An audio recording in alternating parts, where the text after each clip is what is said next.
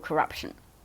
So if we look at what keeps Trump in power, it's inevitably a rabid base, to be more polite, I could say a fervent base of people whose news consumption is often limited to Rupert Murdoch-owned channels, such as Fox News, or Rupert Murdoch-owned media outlets, such as print media publications. In Australia, it's the Daily Telegraph and the Australian. In the UK, I'm not familiar with which titles Murdoch owns, but I can already tell you they're complicit in pushing the Brexit propaganda on an unwitting UK population. They believe that all of the Brexit drama will come to an end on October the 31st once they agree to leave the European Union, being completely unaware that that's just then the start of a protracted and difficult negotiation process of trying to figure out that once you've ripped up all your trade deals, what trade deals do you put in its place? People who read Rupert Murdoch publications might say, no trade deals. Who needs trade? Who needs an economy? We'll just all grow things in our own gardens and live like they did in the Blitz years. That was the best time. So if you are infused with a golden nostalgia for life during World War II in the UK, whilst the UK was being bombed and people were dying under German attacks, then yes, you might very well think Brexit is a good thing and have no care for policy detail or anything other than a rabid sense of nationalism that compels you to overlook corruption, overlook all the hedge fund managers propping up and donating to Boris Johnson and hoping to capitalise on the collapse of the UK economy, hoping to benefit financially to the tune of billions of dollars from a fall in the British pound that would be attendant on leaving the European Union, with or without a deal. And Boris Johnson's proposed deal is apparently pretty darn crappy and closest to a no-deal Brexit out of all the deals proposed so far. And the reason why Parliament hasn't been able to pass any agreed upon deals is because they're all worse off than the current situation in the UK.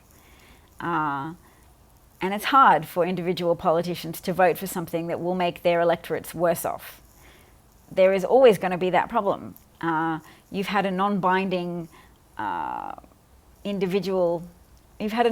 referendum that allowed people to directly influence democracy, whereas more typically, you have a system in the UK that is a representative democracy. You elect representatives each time there's an election, and then they make choices that they think best represents your interests at a collective level.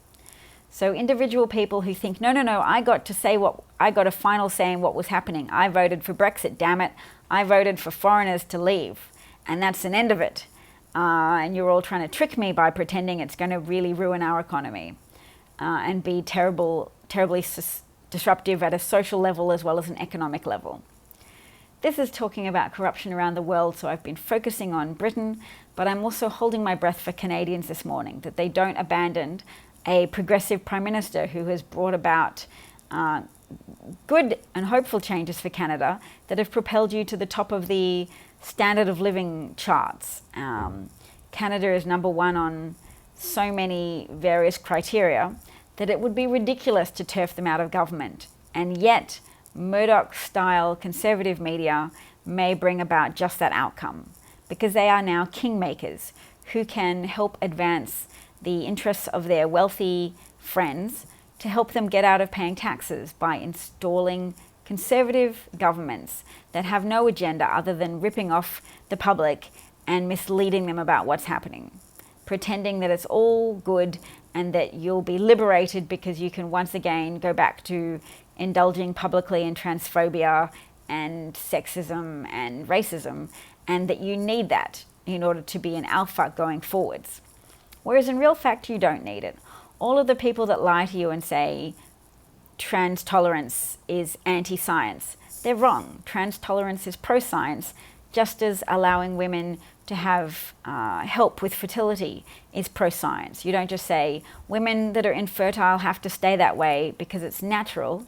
People who feel uncomfortable with the way their body manifests itself can get surgery now, can get hormonal treatment. That's called science and advances in medical technology. And no, you don't have to be so protective of the rigid walls of gender allocation and the rigid walls of gender roles. That actually holds a society back. And you can look to Saudi Arabia for how much that's been a problem for Saudi Arabia, that women weren't allowed to drive for so long or travel without a male chaperone. You can say, no, that's been helpful to Saudi Arabia to have family values. But it's not true, and probably in your heart you know it's not true. So this is not going to be a long video, just a short video arguing that now is a time for everybody to defend democracy and to associate strength with holding tight onto hard-won safeguards for working people, that we cannot let wealthy, moneyed interests promote racism to trick us into giving up the rights of wage earners. I sound like Bernie Sanders, but I actually believe Bernie Sanders is part culpable for the election results in 2016, that he tweeted a few days before the election that he didn't believe that Trump supporters were racist or sexist, i.e., you have my blessing, go vote for Trump, and then he'll be terrible and you can vote for me in 4 years' time. I think Bernie Sanders is guilty of supporting Trump. I think he's guilty of going to Hillary Clinton rallies and using them as rallies for himself, because I don't think he easily reconciled himself to losing the primaries in 2016, even though he lost by a 4 million vote margin. And he's not as broadly popular in America as Hillary Clinton is or was, which sounds like a bizarre thing to say, but Hillary Clinton was broadly popular. She instituted a lot of pro-social policies, such as the CHIP program, which allowed for medical cover for children whose families were had too much funds to qualify for Medicaid, but who were nevertheless capable of being exposed to financial ruin if they had a child fall ill.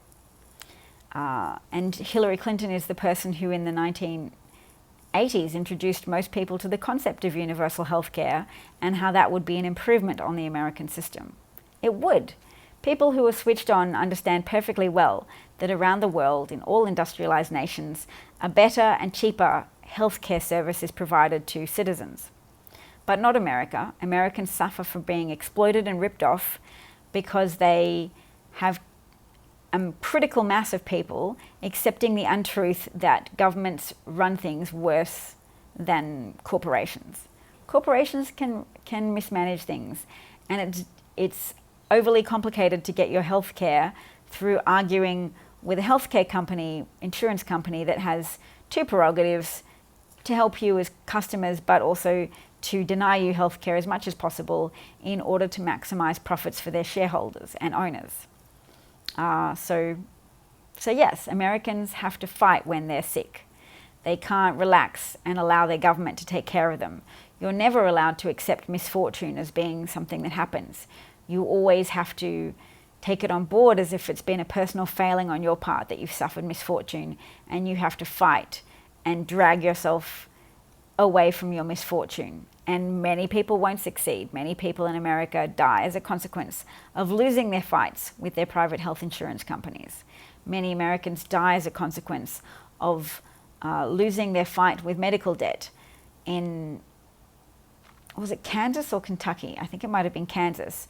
A Republican appointed judge there allows a lawyer debt collector to imprison people in jail and then use a proportion of their bail money to pay off the creditors and take a cut for himself.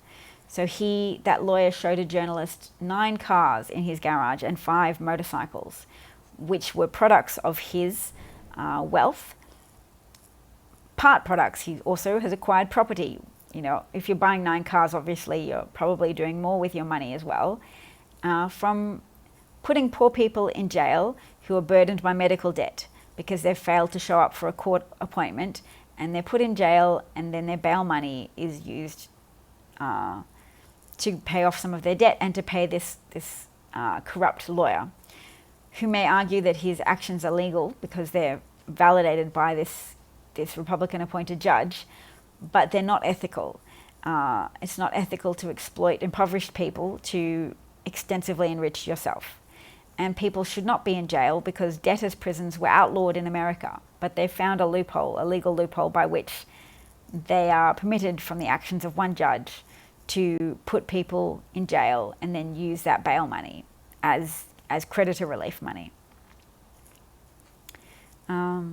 Good luck, America, and good luck, Australia, so lost to passivity that it's not even worthwhile making videos for Australia because not enough people are paying attention.